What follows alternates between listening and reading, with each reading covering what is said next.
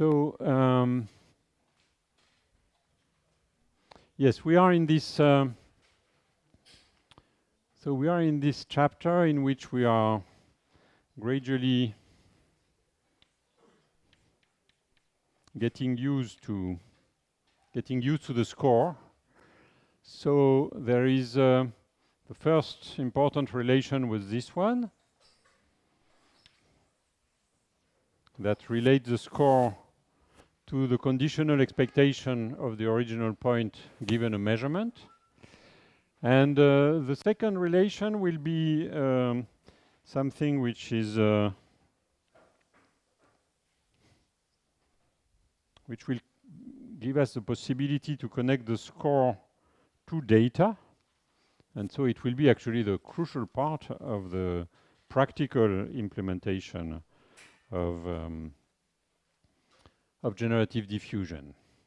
So in practice, we don't know the P0 exactly. We know examples drawn from a certain P0 that is unknown. Maybe it does not exist, actually. We just have examples. And what we are using is estimator. So we will look for an estimator S hat theta of x, which will be some estimator of S of x with a certain number of parameters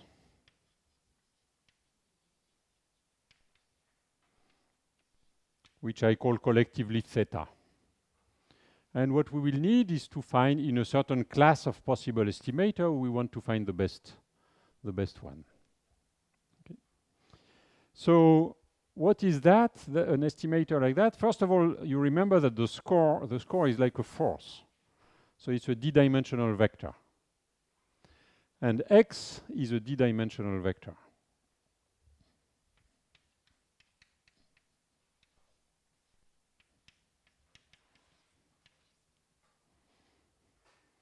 So if you take an image, it's a relatively complicated object. Take an image with 1 million dimension. You have an object which is has 1 million component and 1 million input. Okay, and you want to approximate this thing. So it is here that the neural networks will come into play, because of course, what we want is that the score should be a good one, as close as possible to the perfect one. The perfect one being the one defined by this expression with the P0 of A, desired P0 of A. P0 of A could be the class of images of cats. Not only the cats that you have learned from, but all the cats, if it exists. It's not easy to define. And so the power, and that is probably the big surprise, I think, of the modern era of neural network, is this capacity to become, to be extremely smart interpolator in large dimensions. I mean, you can build a function in principle, a function in 1 million dimension is an object that you cannot tame. I mean, it's an object that you know, if you take the standard approach, which is discretized by a grid of 10 points in each dimension, it's impossible, 10 to the 1 million. Does not work. So that's the curse of dimensionality. And what we have seen is that there are these deep networks which are able to create functions, and functions which are very good interpolators in large dimension. Interpolators which are used for categorization, but they can be used for this kind of thing. So the question will be, imagine that you have a certain category, for instance, a deep network, how you optimize the parameters, and how you can optimize it by relating to the data.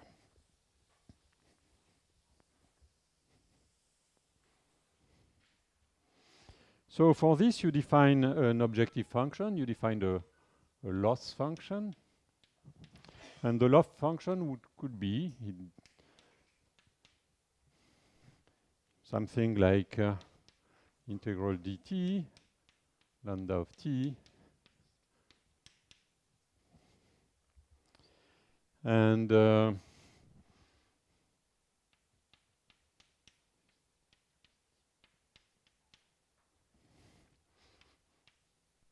let me write it and comment it afterwards.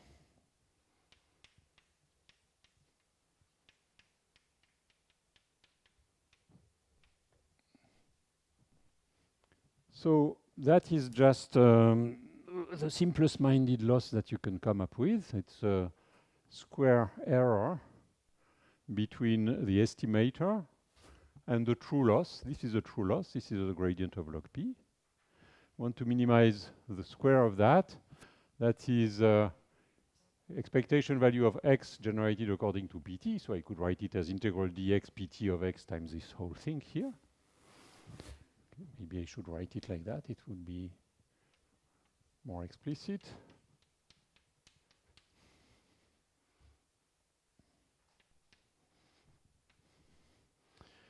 And here the only thing that I added is the fact that I want to have the loss at all times. I want to fit the score at all times. A priori, these are decoupled problems actually. For each time, I have to look at a certain score function. It may depend. It will depend on time a priori. And so then, of course, if you want to optimize it, you could either discretize and optimize at each time, or you could look at an integral formula in which you put more or less weight to the error that you do at initial time or at final time. So this you can, in general, you can use a parameter lambda of t here. So let us rewrite that.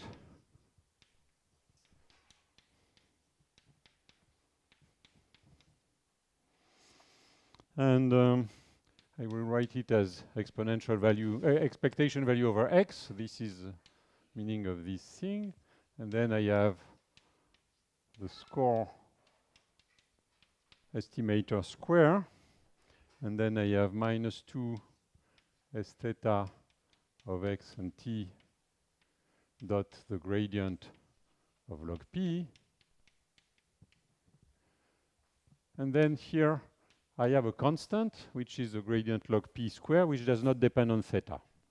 So if I want to minimize over theta, the constant here does not matter. Then in this expression, one thing that can be done is write the gradient of log p. I can write it as gradient of p divided by p.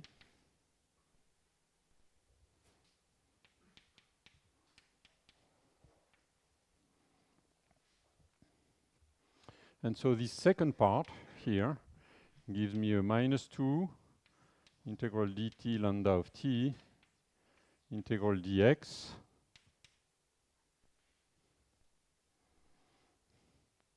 and then I have s theta of x. And then here I have 1 over pt times the pt that comes in the expectation value. I cancel. I just have the gradient of the probability.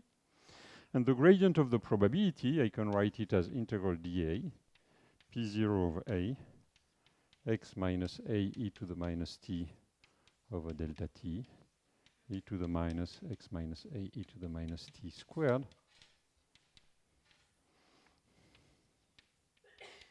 normalized.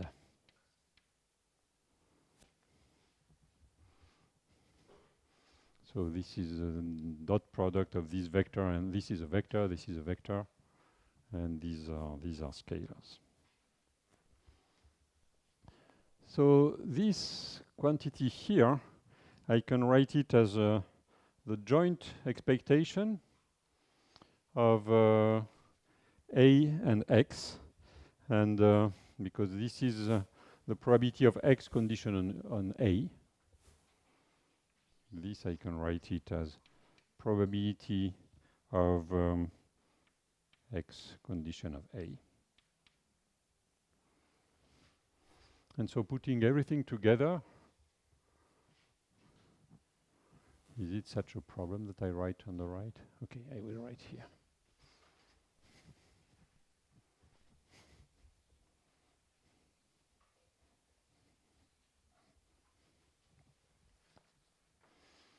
finally that the loss up to some constant term that I don't care about is equal to integral dt lambda of t times the expectation value over A distributed according to P0, that is the term which is here, times the expectation value over X distributed according to P of X given A,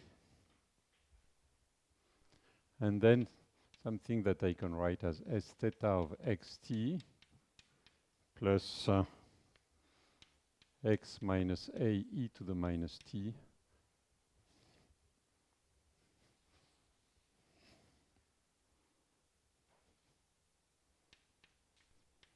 square, not square, over delta t modulus square. So what is that? So here, first of all, I have reconstructed the square, taking the S theta square that I had here. And then the second piece, I found that it is S theta, scalar product, with the expectation value of x minus a e to the minus t over delta t. And then there will, if I complete this square, there will be a x minus a e to the minus t over delta t square that I don't care about. It's a constant. Okay? So the whole theta dependent part is here.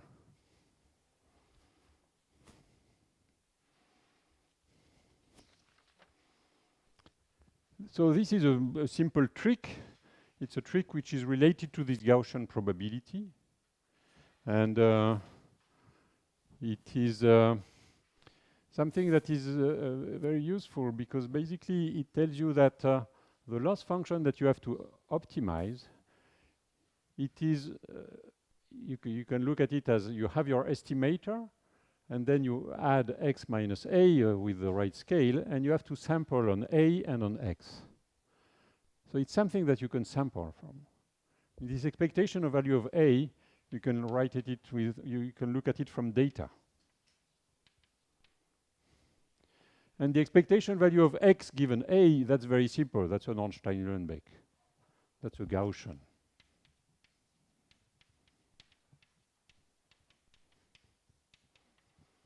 So you can sample from the Gaussian. So sampling a and x given a is very easy. And so this gives you a formula that gives you the loss that you want to minimize. You can look at it through sampling. Okay. So that is where you start to go from the theory that I've been saying. So far I was doing the theory, saying there is a P0 of A. Now you see that, yes, of course I have done some kind of probabilistic statement, but I could very well look at the case where P0 is equal to P0 empirical of a database. So I have a database. Database is a set of vectors A mu, where mu goes from 1 to n. And they are supposed to be representative of my certain P0. And my P0 empirical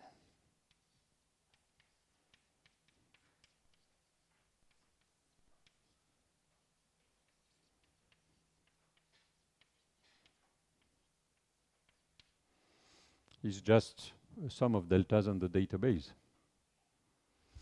And this I can estimate here. I can plug it in. This will be just the sum of examples A mu of the database of these things here. So the loss is simply computed.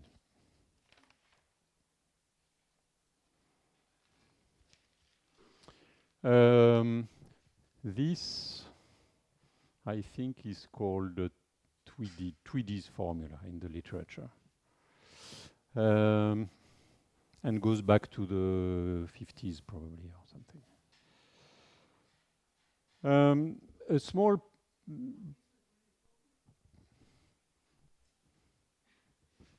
this thing here, writing the derivative of a Gaussian.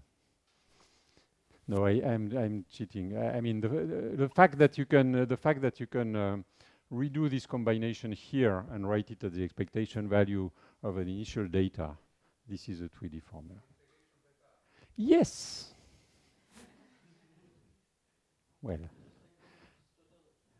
how about Stratonovich, Markovits portfolio, whatever. I mean, there are many famous names who got into the literature. Two remarks here, just two remarks again for people who want to get into the literature. Sometimes you will see that you will see it explained in the following sense that if you write that x is equal to a e to the minus t plus a certain noise, epsilon. So here you see that what you are looking at is you are really fitting the noise. And this will be epsilon over delta t. So the score will be a way to fit the optimal value of the noise. And so that's sometimes you will see that in the literature. And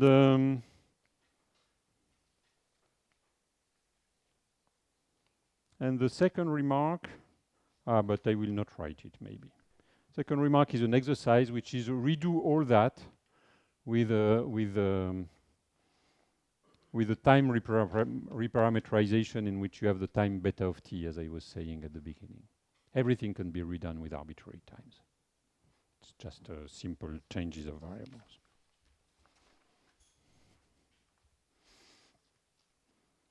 Okay, so now we have the whole, we have finished about the principles. Yes?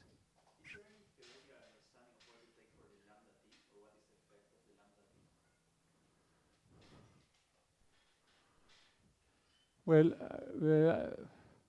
I'm not a practitioner, so I don't know what people really play with it. My impression is that in most of the works that I have seen, people are actually optimize. You discretize the time and you optimize over each time. But of course, there should be a more clever approach, which could be to train a score with parameters which are correlated between different time. You would think that the score function at time t and at time t plus 100th, they should look more or less the same. So that should be something that you could use in training. Probably there are people in the audience who know better than me. I don't think it's so much used. I think that, well, you know, in all these games, brute force wins. So you just put all the times and add 2 GPUs to their computation, and it will do it. So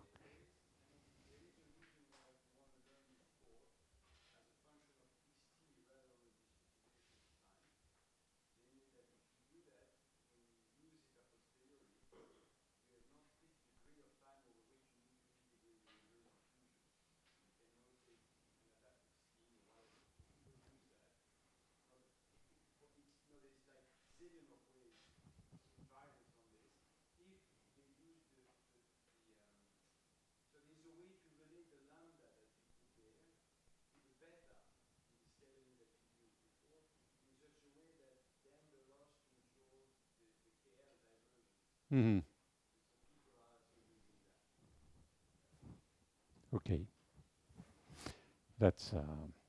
But yeah. Still, I think there should be things to be done in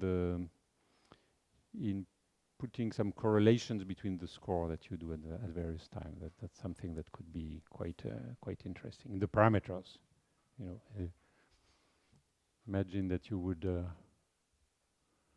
you have the theta that depends on time, and you put a penalty on the d theta dt square, something like that. Okay. So.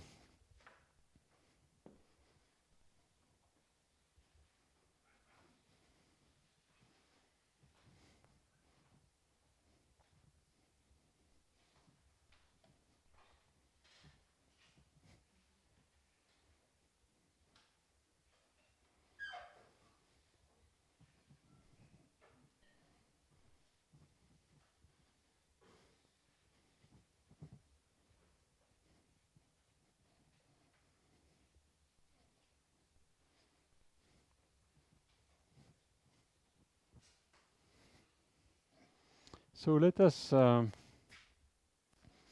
move to the next chapter, which will be the simplest possible case, which is Gaussian data.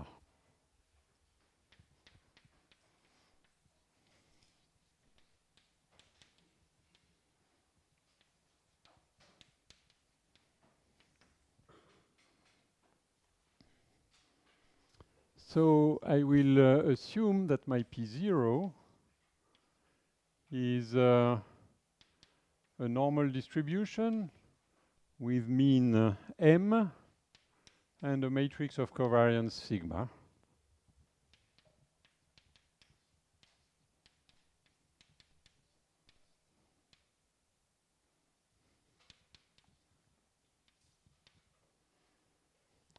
And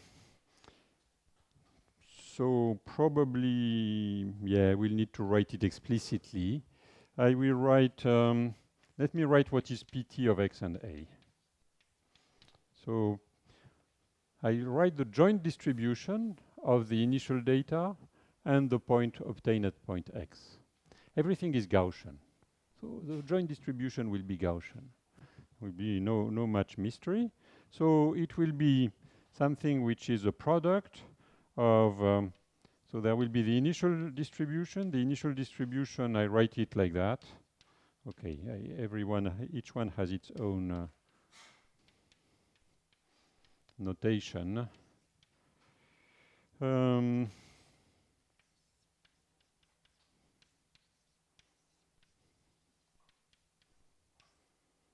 So you have adopted this notation here for the, so this is the vector, this is applying the matrix, the inverse of the matrix sigma to the vector, and this is contracting the, okay.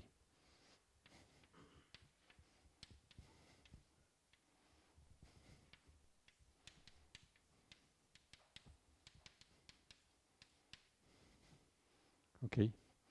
Or you can use the transpose of the vectors and the matrices. Well, you do whatever you like. That, okay, that's my notation. And then,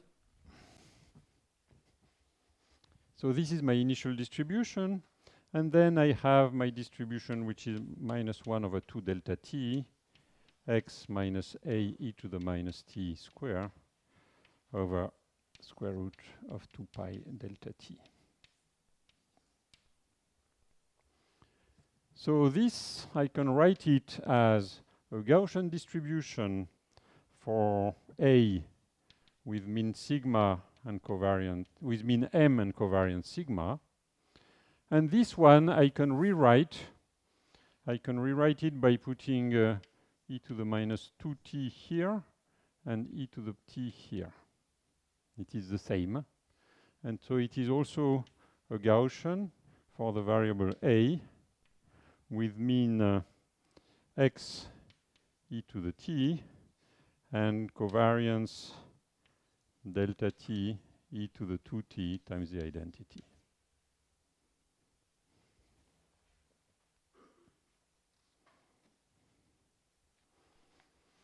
So this is useful because from that I can deduce what is the probability to be at x at time t. So it's a convolution of two Gaussians.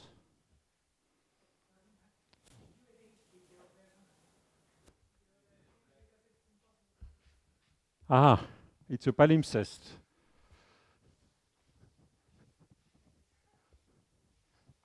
Sorry.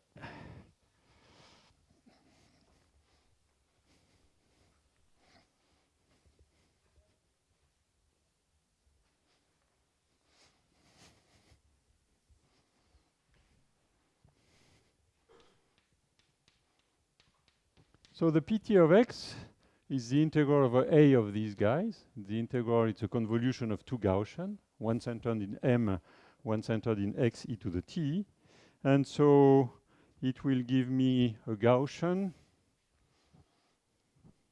Oh, sorry, here when I did that, I did not do the right normalization.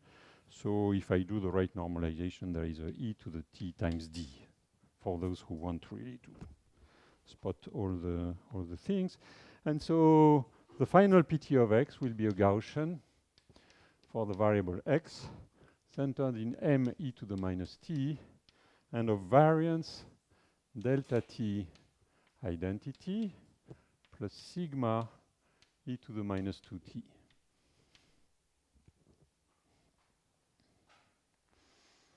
So this is a d times t matrix. I call it gamma t. Okay. So it has the sum of the original variance of the data, always rescaled by the e to the minus 2t. You remember this drawing. This drawing is very important. We have it always in mind. And you had the covariance matrix here, which was sigma, but when you look at it at time t, the deterministic part has been rescaled by e to the minus t, so the covariance has been rescaled by e to the minus 2t. So I have the covariance sigma rescaled by e to the minus 2t. I add the noise. This is my final covariance. Okay, what is the optimal score?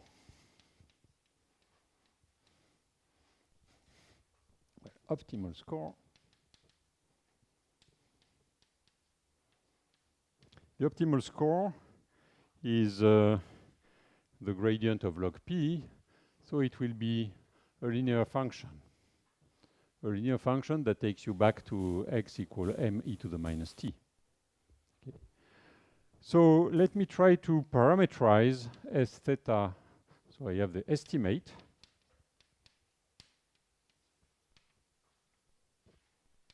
The estimate of the score, I write it as s theta of x. And let me write it as minus, it's at time t, minus w at time t x minus b, always at time t. Okay. I know that if I know that my data was Gaussian, I know that the score should be linear.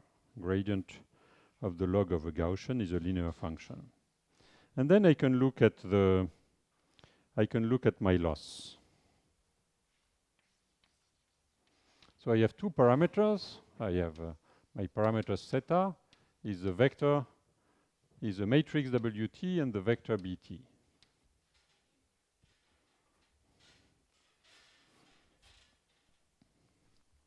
So what is my loss?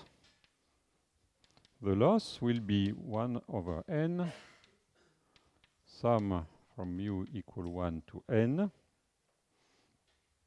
integral dx over square root of 2 pi delta t to the d, e to the minus x minus a mu e to the minus 2 square over 2 delta t times x minus a mu e to the minus t over delta t minus w2x minus bt. So what is the loss here? I have written the loss as a function of the parameters, the one that we had just derived before. So you remember that it was an expectation value over A. For the expectation value over A, I imagine that I have a database, and I take the empirical estimate of the expectation. So I take the sum over the A mu. And then I have the expectation value of x given A, and that is just the Ornstein-Uhlenbeck Gaussian process.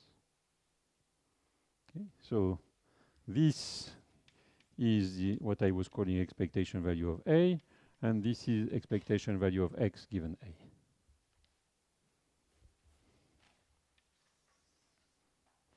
And this is x minus a to the minus t.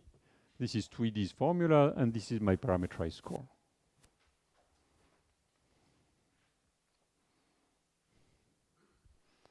Okay, so this is a very easy integral.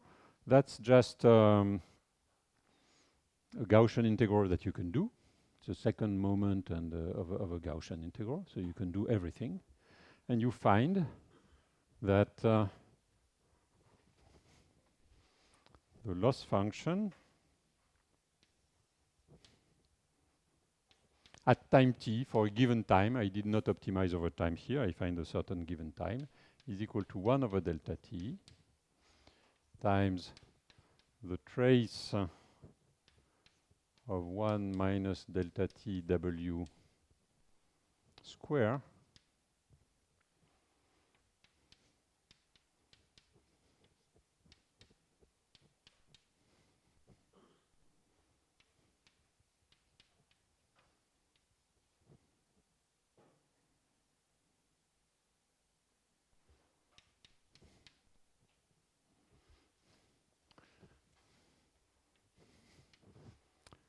Okay, I do not do everything in all detail, but basically you see that you have a term here. If you look at the term wtx square, you will find wt square times the expectation value of x square. The expectation value of x square will see appearing the mean a mu, and this is what is the empirical correlation.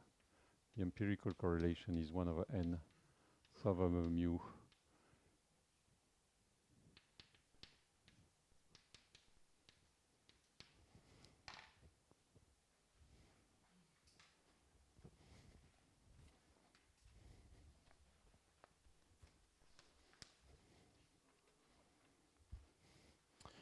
So this is this piece here. Well, you have to look at each of the various pieces, collect them together.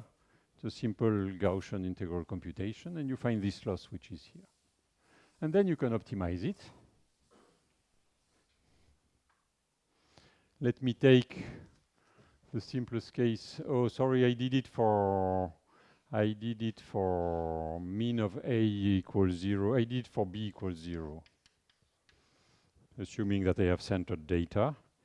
And the optimization gives me that the best weight is equal to 1 minus e to the minus 2t times the identity plus e to the minus 2t, the empirical correlation, power minus 1.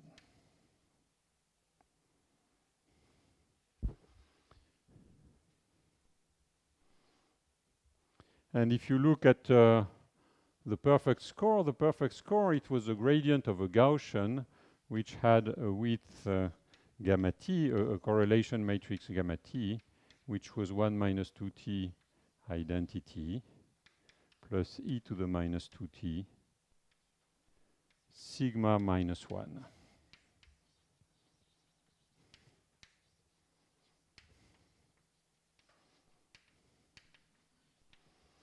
So this is the linear, the matrix that gives me the linear function of the score based on optimizing the data from the data. So it's the best empirical linear function that I can find. And this is the ideal one, if I knew the Gaussian distribution. Okay? Poo, poo, poo, poo. Yes. Yes. Let me see. Yes, it is gamma t to the minus. Yeah, gamma t is that, and oh, sorry, wt should be compared to gamma t minus 1. Sorry, hey. So you see that wt is very close to gamma t minus 1 if the empirical correlation is given by sigma minus 1.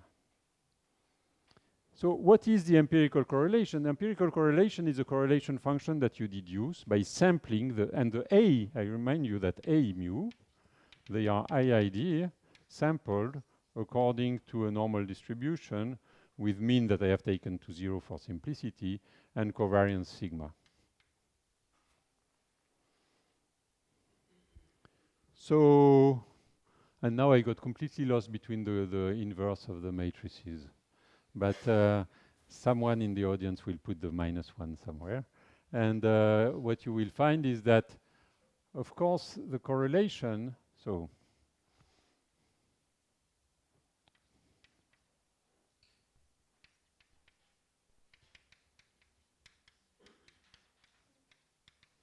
the perfect correlation should be sigma ij. But of course, what you find here is that perfect correlation of the A And what you find is an empirical value of the correlation that you obtain by sampling. Okay. If the sampling is very good, you will get that C is equal to sigma, and you will get the right result once you have corrected all the power -1 that are wrong on the blackboard. Small exercise. Okay. So it tells you something. It tells you that in order to have, if you have data which you assume is Gaussian, and you do the best linear fit for the score, you will get the right result, provided that this empirical correlation is close to the true correlation. And this happens only if you have enough data. Okay.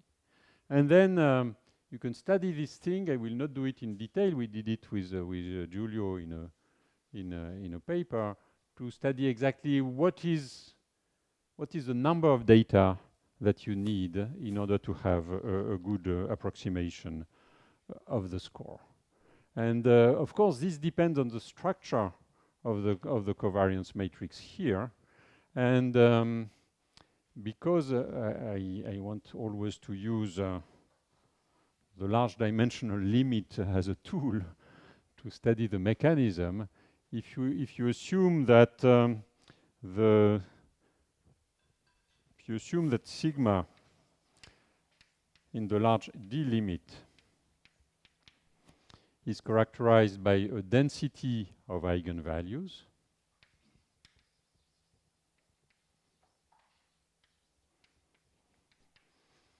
so you have a spectrum of eigenvalues of sigma. It's positive because it's a covariance matrix.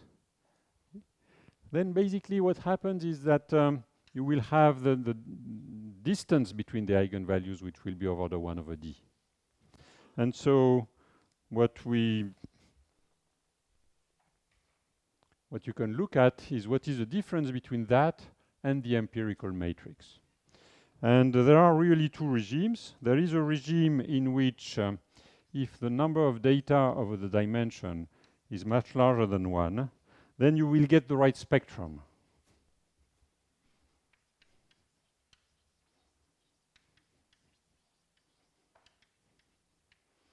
So in your matrix here that you will use in the score will have the right spectrum. It will have the right eigenvalues, but not necessarily the right eigenvectors. And in order to get the right eigenvectors, you have to avoid the mixing of eigenvectors corresponding to nearby eigenvalues. And this happens when n over d squared is much larger than 1. Then you have also the right eigenvectors. So this is a simple estimate. It's an exercise it's an interesting exercise in random matrix theory, but that gives you an idea of what happens when you start from the simplest possible model, Gaussian data, and you want to model the score, assuming that you know that the data is Gaussian. So you have taken a linear score, but even with that, you still need a substantial amount of data in order to have the right behavior and all the details of the distribution which come out right. Another thing that I want to mention is for any, then we can also imagine what happens in general if we use a linear score.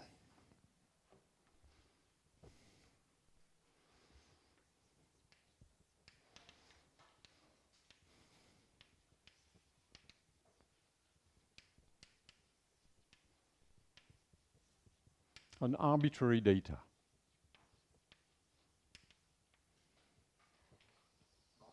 Yes. Can you give some examples of which quantities would depend just on the eigenvalues, and which would depend also on the eigenvectors? Well, you want to generate a probability distribution. I don't know. Maybe you want to, well, it's in large dimension, but want to generate a Gaussian probability distribution which is built like that. And the question is whether you will have the correct orientation of all the axes in the generating process.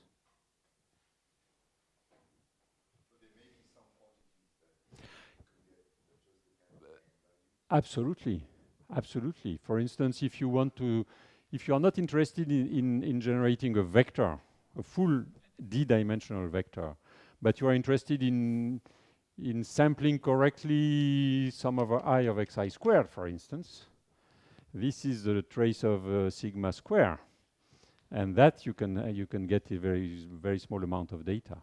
So of course you are absolutely right. There are observables that you can measure, observables of which you can generate new instances, that you have not seen on the database, reliably. Something like that. Sum of AI squared. Imagine that I have given you a mu. It's a vector a mu I, where mu goes from 1 to n and I goes from 1 to d. And using this, as soon as I have n larger than d, I can generate some new a, which is a d-dimensional vector, and which will have the right value of sum of AI square. It's trivial because it concentrates, so it's not a very big statement, but the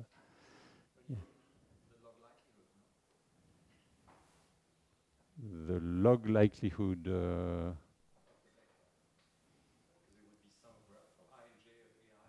Yes, that would be also true. Log likelihood, which is that. It depends what is the target that you want. Yes, please. No, about that, is that would it be equivalent to just training a model on? I mean, I could just take all the AI in the square and like try to predict just the square of AI. Yes. I mean, if you want to do this, you don't need this big apparatus. I mean, that's a trivial thing to do. Again, my approach is always to try to start from the simplest, let's say, where we can understand how things work, and then. But I have in mind that you want to use that for generating the code that you want ask ChatGPT to write for you. So it's a bit less. Yes. The covariance of the data is diagonal. Yes. Much larger than 1. If it is diagonal and The covariance of the data is diagonal. So yes, you just have one parameter that you want to learn. Is it enough? diagonal and constant on the diagonal, you mean? Ah, yes, Not the constant. yes. So would it be enough with n much larger than 1? Oh,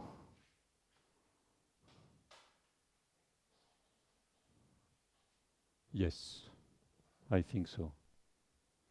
Yes.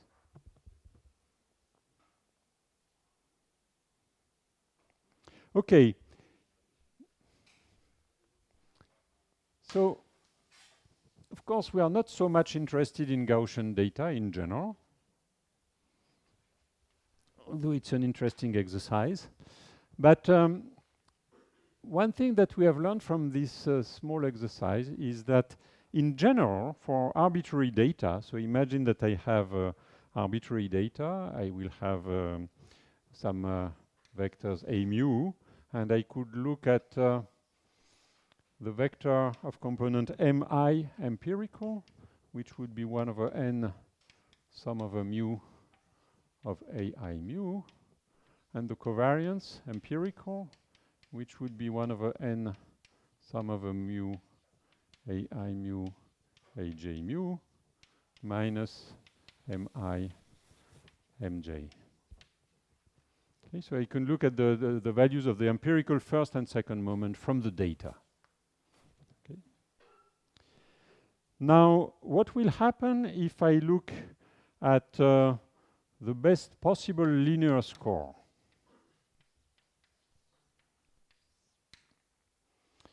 Well, the best possible linear score, actually, you can look back at what we were doing. It did not depend on the fact that my data was Gaussian. I used the fact that the data was Gaussian to argue that it would be a good idea to look for a linear score. But for arbitrary data, I can look at a linear score, and I can redo everything that has been done there. And what I will find is that my best possible fit will have a matrix W, which is 1 minus e to the minus 2t identity, plus e to the minus 2t empirical correlation to the minus 1. And it will have the bias related to the empirical bias. And so what it will do is that when in the backward process, when tau goes to tf, so when t goes to 0, I go back to the initial value of the backward process. What will I generate? I will generate Gaussian data.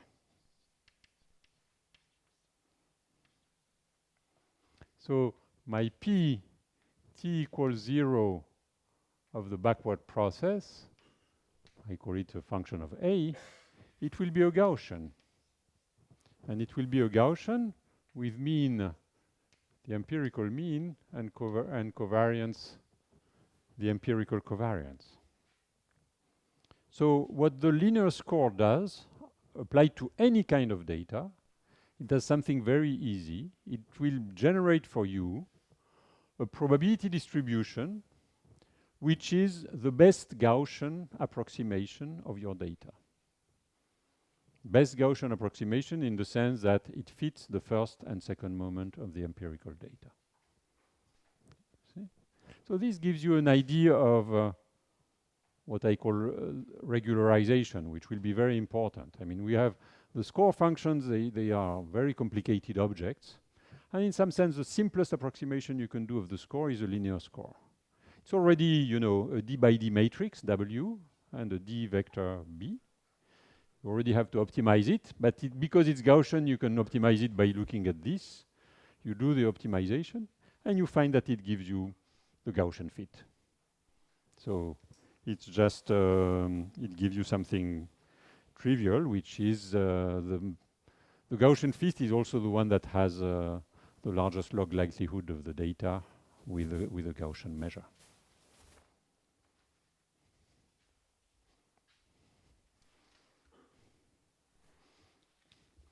Okay, so far for Gaussians.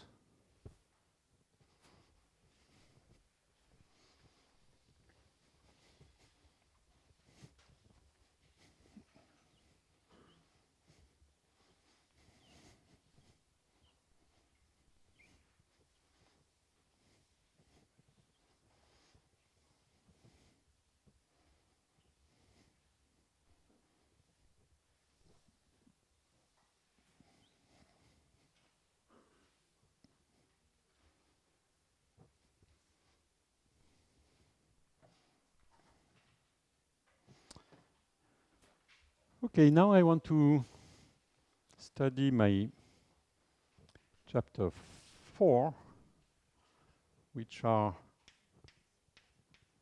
some of the approaches which are related to generative diffusions.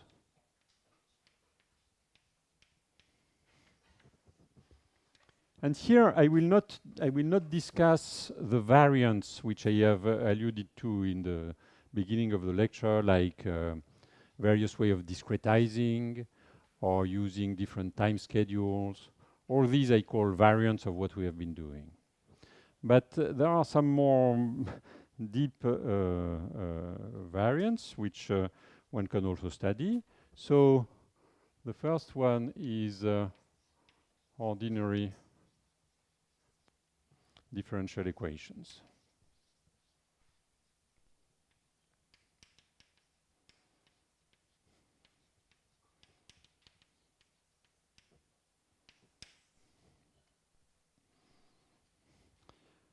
So this was discussed by Eric. Let me remind you of the following. If I start from my Langevin equation, x dot is equal to a certain f which in general can depend on time, plus eta of t, I find that the Fokker-Planck equation is dp dt is equal to Laplacian p minus divergence of f times p. And this I can write as minus the gradient of p times g, where g is equal to the force minus the gradient of log p.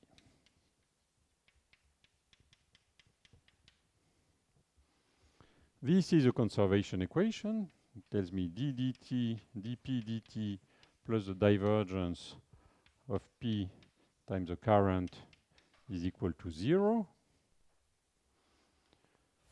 So this is a conservation equation for a flow. Okay, and I can look at this flow. I can look at it from my Langevin equation, which is a stochastic differential equation.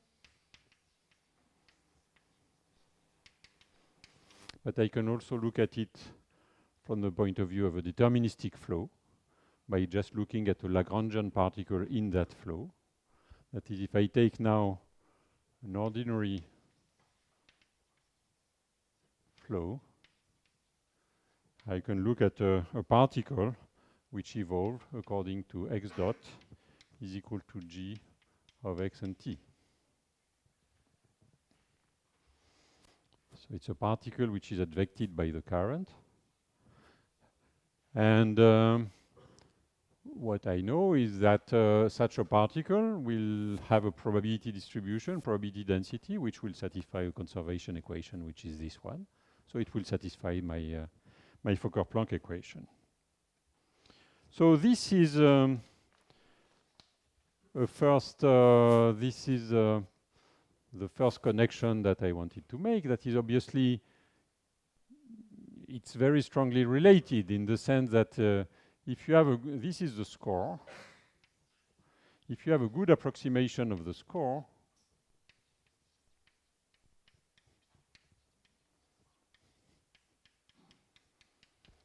then you can run either a flow, when your back-forward flow, you can run it by a stochastic differential equation, or you can run it by an ordinary differential equation. You can run it by particles, which go smoothly.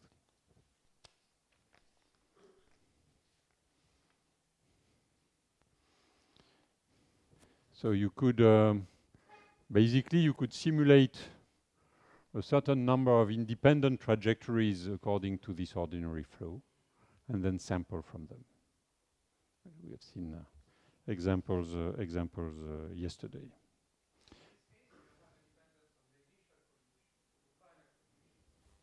Yes, I will come to that.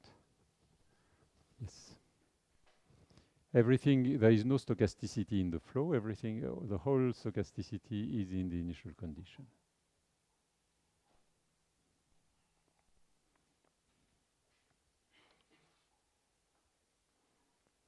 So you can use that. You can use that in the backward Langevin process.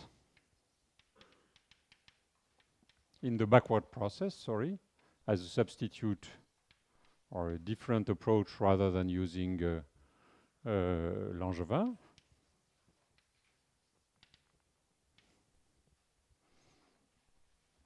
Well, you remember that you had the backward Fokker-Planck equation, dp backward d tau.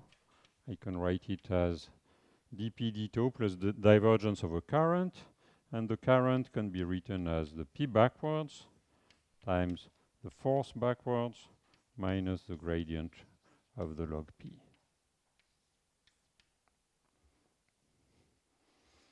And so you can look then at the ordinary differential equation. It will read x dot equal x plus gradient log p backward.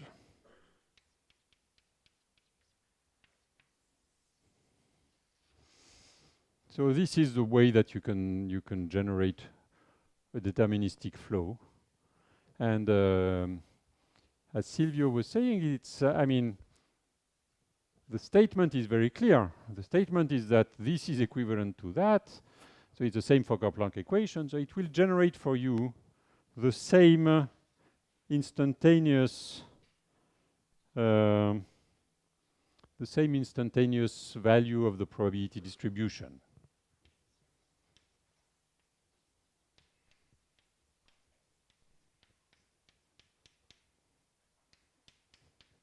Which is both the case for the forward and the backward. It is the same for the two.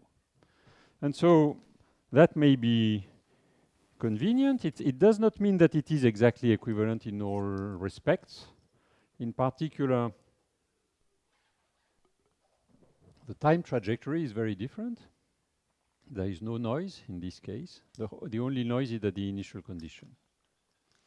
While I told you before that in the stochastic case, in the Langevin case, if you start from a time which is long enough, there is the noise in the initial condition does not matter. You can even erase it. And the noise is generated by the trajectory. So it's a rather different system. Maybe it's worth, from that point of view, to do the simplest possible exercise. Imagine that I have just to see how the things work. Imagine that I have P0, which is a centered Gaussian isotropic of width sigma square. So in such a system, all the directions decouple. So it's like a collection of d times a one-dimensional system. And the one-dimensional system, it has P0 of A equal e to the minus a squared over 2 sigma square. It has Pt of x is e to the minus x squared over 2 gamma t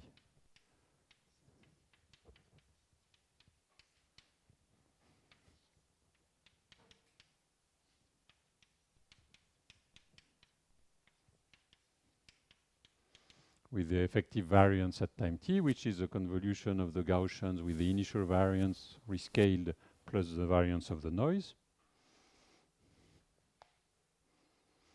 And you can do you can look exactly at this ordinary differential equation. It reads dx d tau is equal to x minus the gradient of log pt, which will be x over 1 plus sigma squared minus 1 e to the minus 2 tf minus tau. This is a linear equation, no noise. You can integrate it, and you find x of tau is equal to x of tau equals 0. So tau is a backward time times the square root of 1 plus sigma squared minus 1 e to the minus 2 tf minus tau, if I didn't do a mistake. That's a very simple exercise. And from this, you can compute. So this x of tau equals 0 is where the stochasticity is. It's a random number generated from a Gaussian. It's the only random number that you have here. You find that x of tau square average is equal to x of 0 squared average, which is 1, times 1 plus sigma squared minus 1 e to the minus 2 tf minus tau. And that's the correct gamma of the process. So the flow generates what it is supposed to give you. But the interesting remark to keep in mind is that if you look at two-time correlation of this backward process, it's not the same in the stochastic approach and in the ordinary differential equation approach. That is, you can do the exercise, the two-time correlation.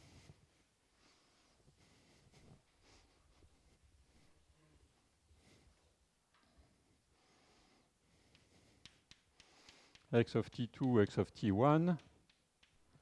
Imagine that t, well, in this case, it does not matter. That will be square root 1 plus sigma squared minus 1 e to the minus 2t1.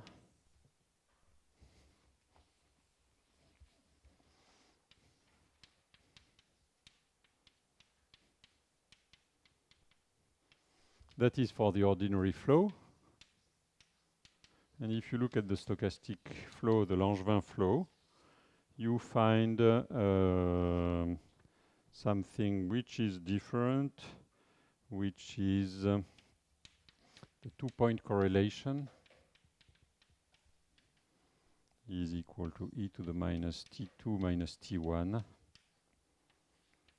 1 plus sigma squared minus 1 e to the minus 2t1, assuming that t2 is larger than t1. So these are different functions.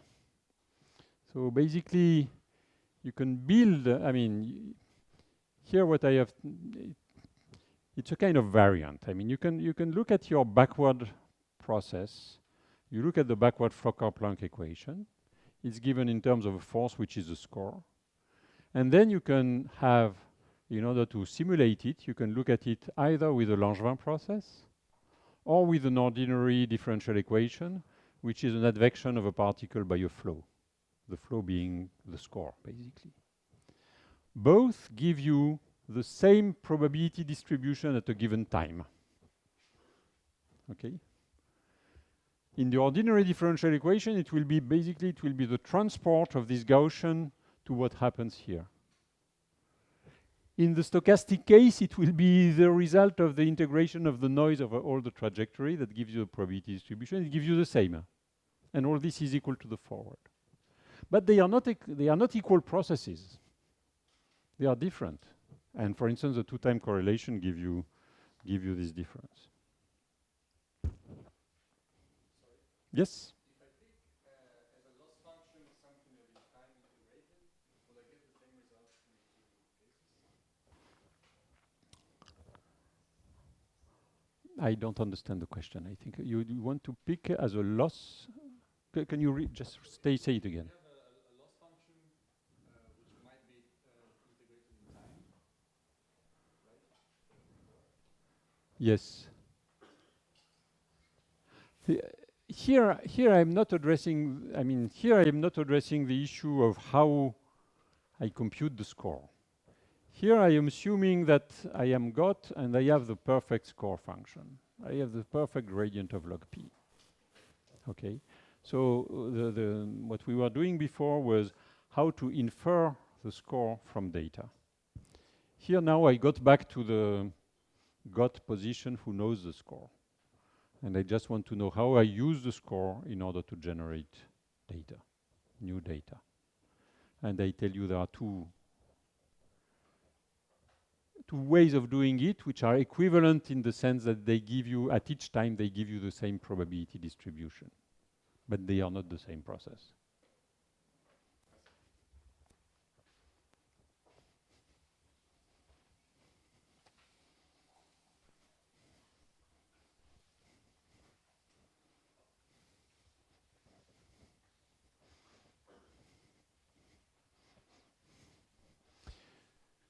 Okay, I'm just doing, you know, this chapter on related approaches. I do it so that you can have, let's say, the way of getting into the literature and all these things, because there are many different approaches, and I want you to have the full landscape. But I cannot do justice to each of these approaches. I just mention it so that you know, and I want you to understand the connection with what we are doing, what is our mainstream reasoning.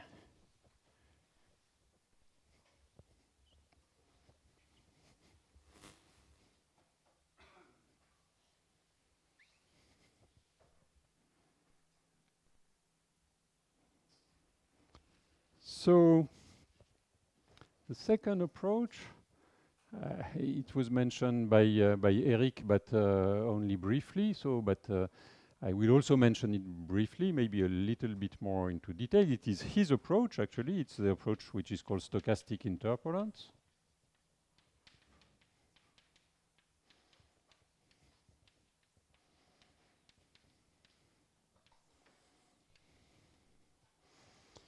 And I will write it in my more or less keeping to my language and my restricted language. Yes.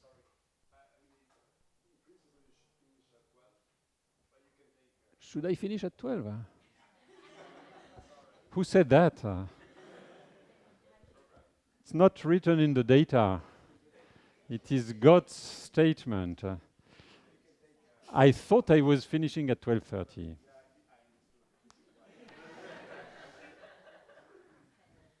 Okay, well, then, no. Okay, good appetite. I will do the stochastic interpolance and the rest next time.